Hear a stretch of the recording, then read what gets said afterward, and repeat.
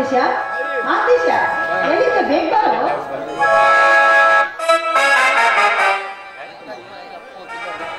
ಮಾತೇಶ ಮುಂಜಾನೆ ಮಳೆಯಲ್ಲಿ ಕಾಣಿಸ್ತಾ ಇಲ್ಲ, ಎಲ್ಲಿಗಪ್ಪ ಹೋಗಿ? ಅಮ್ಮ ಮನೆಯಲ್ಲಿ ಕುಳಿತು ಬೇಜಾರಾಗಿತ್ತು, ಸ್ನೇಹಿತರನ್ನ ನೋಡ್ಬೇಕಂತ ಹೊರಗಡೆ ಹೋಗಿದ್ಯಮ್ಮ. ಅಲ್ಲಗಲ್ಲ ಮಾತೇಶ, ಬೆಂಗಳೂರಿನಿಂದ ಈ ಊರಿಗೆ ಬರೋದೇ ಅಪರೂಪ. ಬಂದ್ರು ಕೂಡ 4 ದಿವಸದಲ್ಲಿ 4 ತಾಸು ಕೂಡ ಮನೆಯಲ್ಲಿ ಇರೋದಿಲ್ಲ ಅಂತೆಲ್ಲ. ನನ್ನ ತಂದೆಯವರು ನೋಡಿದ್ರಿ ಮಹಾಂತೇಶ ಎಲ್ಲಿ ಕೇಳ್ತಾನೆ.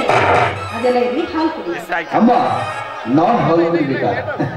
ನಾನು ಚಿಕ್ಕ ಮಗು ಮಹಾಂತೇಶ ಅಲ್ಲಮ್ಮ, ಬೆಳೆದು ದೊಡ್ಡವರಾದ ಪ್ರಾಪ್ತ ವಯಸ್ಸಿನ ಮಗನ ಹಾಲು ಕುಡಿಬೇಕಾ? ಚಚ್ಚ ಮಾತೇಶ, ನೀನು ಎಷ್ಟೇ ಬೆಳೆದು ದೊಡ್ಡವನಾಗಿ ದೊಡ್ಡ ಬುದ್ಧಿಯಿದ್ರೂ ಕೂಡ ಹೆತ್ತವರ ಕಣ್ಣಲ್ಲಿ ಯಾವತ್ತಿದ್ರೂ ನೀನು ಚಿಕ್ಕ ಮಾತೇಶ. ನೀನು ಚಿಕ್ಕವನಿದ್ದಾಗ ಚೊಕ್ಕದಾಗಿ ಬೆಳೀಲಿ ಅಂತ ನಾನು ನಿನಗೆ ಹಾಲು ಕೊಡ್ತಾ ಇದ್ದೆ. ಆ ಅಭ್ಯಾಸ ಇನ್ನು ಕೂಡ ನನ್ನಿಂದ ಹೊರಗಿಲ್ಲಕೊಂಡು ನಿನಗೆ ಹಾಲು ಕೊಡ್ತಾ ಇದ್ರೆ ಮನಸ್ಸಿಗೆ ಸಮಾಧಾನ ಆಗೋದೇ ಹಾಲು ಕುಡಿ. ಅದಲ್ಲದೆ ಮಹಾಂತೇಶ, ಹೆತ್ತವಳ ಕೈಯಲ್ಲಿ ಹಾಲು ಕುಡಿದ್ರೆ ಯಾವತ್ತಿದ್ರೂ ಕೆಡಕಾಗೋದಿಲ್ಲ ಕಣೋ. ಹೆತ್ತ ತಾಯಿಯ ಪ್ರೀತಿಯನ್ನು ತಿಳಿಯಲಾರದೆ ನೀನು ಏನೇನೋ ಮಾತಾಡ್ಬಿಟ್ಟೆ ಅಮ್ಮ. ಅಮ್ಮ ಮನಸ್ಸಿಗೆ ವಿಚಾರ ಮಾಡ್ಕೋಬೇಡ. ಇನ್ನು ಪ್ರತಿದಿನ ನಾನು ಹೊರಗಡೆ ಹೋಗುವಾಗ ನೀನು ಕೊಡುವ ಹಾಲನ್ನು ಕೊಡುಕೊಂಡೇ ಹೋಗ್ತೇನೆ.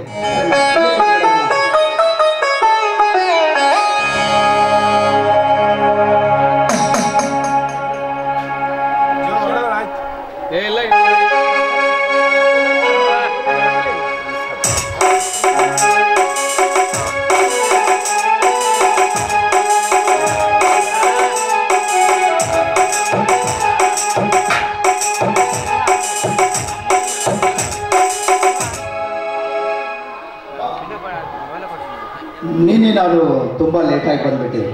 ಅಪ್ಪಾಜಿಯವರು ನನ್ನನ್ನು ನೋಡಿ ತಪ್ಪಾಗಿ ತಿಳ್ಕೊಂಡ್ರೆ ಮತ್ತೆ ನೀನು ಮಾಡಿರುವ ತಪ್ಪು ನಿನ್ನ ತಂದೆಯವರ ಕಣ್ಣಿಗೆ ಬಿದ್ರೇನೇನಪ್ಪ? ಅವರು ನಿನ್ನ ಬಗ್ಗೆ ತಪ್ಪಾಗಿ ತಿಳಿದುಕೊಳ್ಳಕ್ಕೆ ಸಾಧ್ಯ.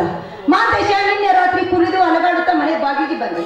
ನಾನು ನಿನ್ನನ್ನು ಕೈ ಹಿಡಿದು ಕರೆದುಕೊಂಡು ಹೋಗಿ ರೂಮ್ನಲ್ಲಿ ಮಲಗಿಸಿದೆ. ನಿನ್ನ ಮೇಲೆ ಯಾರಿಗೂ ನಿನಗಿರಲಿಲ್ಲ. ಈ ಮನೆತನದ ಘನತೆ ಗೌರವದ ಬಗ್ಗೆ ಅಲ್ಲೂ ಕೂಡ ನಿನಗಿರಲಿಲ್ಲ. ನೀನು ಮಾಡಿರುವ ತಪ್ಪು ನಿನ್ನ ತಂದೆಯವರ ಕಣ್ಣಿಗೆ ಬೀಳಲಿಲ್ಲ. ಅದು ನಾನು ಮಾಡಿರೋ ಪುಣ್ಯ ಅಷ್ಟೇ. ನಾನೇನ್ ಮಾಡಿದೇನಮ್ಮ? ದೊಡ್ಡಿನಲ್ಲಿ ದೊಡ್ಡ ಇರೋದು ನಾವು ಸೇರುವುದು ಅಪರಾಧ ಅಲ್ಲಮ್ಮ. ಕೊಲೆ ಸುಲಿಗೆ ಅತ್ಯಾಚಾರ ಮಾಡುವುದು ಅಪರಾಧ ಆಗುತ್ತೆ. ಇದೇನಪ್ಪ ಅಪರಾಧ ಆಗುತ್ತೆ? ನೀನು ತಿಳ್ಕೊಂಡಿದ್ದೀಪ, ನಾವು ತಿಳಿದುಕೊಳ್ಬೇಕಲ್ಲ ಮಹಾಂತೇಶ. ಇದು ಸಂಸ್ಕೃತಿ ಸಂಪ್ರದಾಯಸ್ಥರ ಮನೆತನ. ಇಂಥ ಮನೆತನದಲ್ಲಿ ಯಾರೇ ತಪ್ಪು ಮಾಡಿದ್ರು ಕೂಡ ಶಿಕ್ಷೆ ಕಟ್ಟಿಟ್ಟ ಬುದ್ಧಿ. ಅಂಥವರ ಮನೆತನೆಯಲ್ಲಿ ಹುಟ್ಟಿರುವ ನೀನು ಯಾವತ್ತಿದ್ರೂ ಯಾವ ತಪ್ಪು ಮಾಡಬಾರ್ದು ಅನ್ನೋದೇ ನಿನ್ನ ತಾಯಿ. ಎಲ್ಲಿಲ್ಲ ಸಲ ತಪ್ಪು ಮಾಡಿಬಿಟ್ಟಿದ್ದೇನಮ್ಮ. ಇನ್ನು ಪಾದದಾಗಿ ನಾನು ನಿಮಗೆ ಯಾವ ತಪ್ಪು ಮಾಡಲ್ಲಮ್ಮ. ಶಿಕ್ಷೆ ಕೊಡುವ ಇದಕ್ಕೆ ಮಾತಾಡ್ತಾ ಇದ್ದೇನೆ. ನಾನು ನಿನ್ನ ಕೆಳಗೆ ಹೊಡೆಯುತ್ತೇನೆ ಮಾತೇಶ. ನನ್ನ ಪಾಲಿಗೆ ಹೆಣ್ಣಂದ್ರು ನೀಡಿ ಗಂಡಂದ್ರು ನೀಡಿ.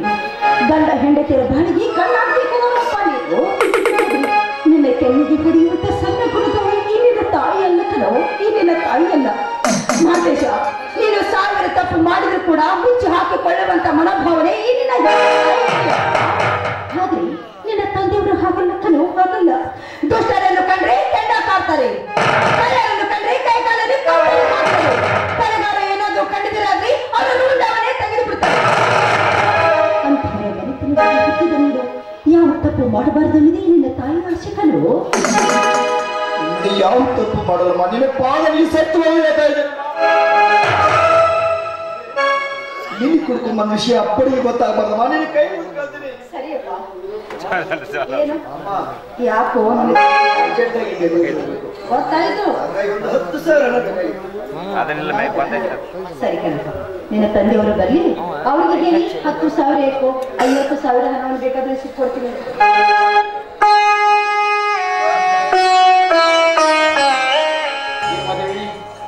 ತಾಯಿ ಮಗ ನಿಂತ್ಕೊಂಡು ಏನೋ ಮಾತಾಡ್ತಿದ್ದಿಲ್ಲ. ಏನೂ ಇಲ್ಲ ರೀ, ನನ್ನ ಮಗು ಇಲ್ಲ ಸ್ವಲ್ಪ ಇರು ಹೇಳ್ತೀನಿ. ನನ್ನ ಮಗು ಇದೆಯಲ್ಲ, ಅದು ಬೆಂಗಳೂರಿಗೆ ಹೋಗ್ಬೇಕಂತೆ. ನಮ್ಗೆ 50,000 ಹಣ ಬೇಕು ಅಂತ ಕೇಳ್ತಾ ಇದ್ದ. 50,000 ಹಣ ಕೊಡೋದಕ್ಕೆ ನನ್ಗೆ ಕೇಳ್ಬೇಕಿಲ್ಲ. 50ಕ್ಕೆ 1 ಲಕ್ಷ ರೂಪಾಯಿ ಕೊಟ್ಟು ಕಳಿಸು, ನನ್ನ ಅಭ್ಯಂತರವಿಲ್ಲ. ಆದ್ರೆ ಮಾತೇಶ, ನಿನ್ನ ಹತ್ರ ನೋಡು ಮಾತೇಶ, ಈ ಮನೆ ನೀನು ಒಬ್ಬನೇ ಮಗ. ಹೆಣ್ಣಂದ್ರು ನೀನೆ, ಗಂಡಂದ್ರು ನೀನೆ. ನಾಳೆ ಈ ಮನೆ ಯಜಮಾನ ಆಗ್ಬೇಕಾದ್ರೆ ನಮ್ಮ ವಯಸ್ಸು ಇಳಿಯುತ್ತಾ ಹೋಗುತ್ತದೆ, ನಿನ್ನ ಬುದ್ಧಿ ಬೆಳೆಯುತ್ತಾ ಹೋಗುತ್ತದೆ. ಬೆಳೆಯುವ ನಿನ್ನ ಬುದ್ಧಿಯಲ್ಲಿ ಸಂಸ್ಕೃತಿ ಸಂಪ್ರದಾಯ ಬಹಳಷ್ಟು ಪರಿಶುದ್ಧವಾಗಿರಬೇಕು. ಪರಿಶುದ್ಧವಾದ ನೀನು ಬದುಕೊಂಡು 10 ಜನ ಮೆಚ್ಚಿಕೊಳ್ಬೇಕು. ತುಚ್ಛವಾದ ಇಚ್ಛೆಯನ್ನು ಕಿಚ್ಚಿನಲ್ಲಿ ಹಾಕಿ ಸುಟ್ಟು ಚಂದನದ ಗೊಂಬೆಯಾಗಿ ಕಾಣಬೇಕು. ಸತ್ಯ ನ್ಯಾಯ ನೀತಿ ಧರ್ಮದಿಂದ ಮಣಿತನಿಗೆ ಮನೆಗೆ ಮುತ್ತಿನ ಹಾರವಾಗಿ ನಿಮ್ಮಿಬ್ಬರ ಉದರದ ಜಯಿಸಿದ್ದೇವೆ. ನಾವು ನಿಮ್ಮ ಹೆಸರು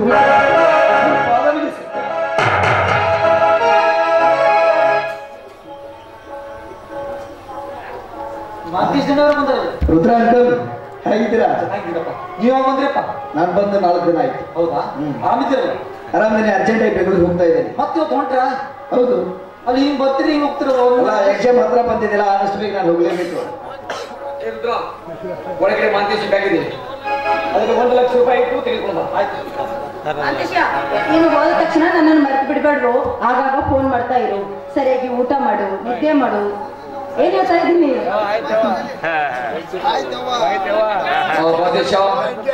ನಾನು ನಡೆಯುವ ಎಕ್ಸಾಮ್ ನಲ್ಲಿ ಫಸ್ಟ್ ಕ್ಲಾಸ್ ಪಾಸ್ ಆಗಿ 40 ಹಳ್ಳಿಯಲ್ಲಿ ನನ್ನ ಹೆಸರು ಮೇಕರ್ತಿ ಅಂತ ನಾನು ಆಸೆ ಮಾಡ್ತೀನಿ. ನನ್ನ ಆಸೆ ಯಾವತ್ತೂ ನಿರಾಶೆ ಆಗಬೇಕು. ಅಪ್ಪಾಜಿ ಮಗನ ಮೇಲೆ ಸ್ವಲ್ಪ ವಿಶ್ವಾಸ ಇಟ್ಟು ನೋಡಿ.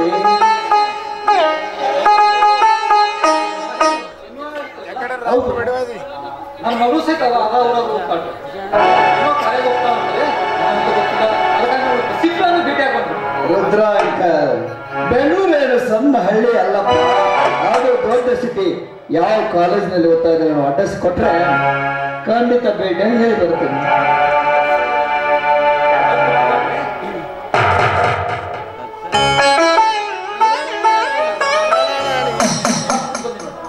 ಸರಿ, ಮತ್ತೊಮ್ಮೆ ಬಂದಾಗ ಅದೇ ಮಾಂತೇಶನ್ ಕಷ್ಟ ಆಗಿಬಿಟ್ವಾ?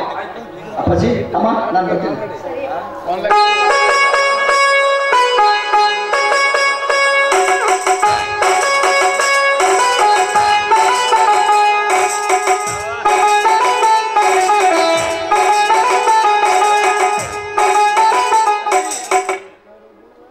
ಸತ್ಯ ಹೋಗ್ಬಿಟ್ಟ. ನೀನು ಬೇರೆ ಹೋಗಬೇಡಿ.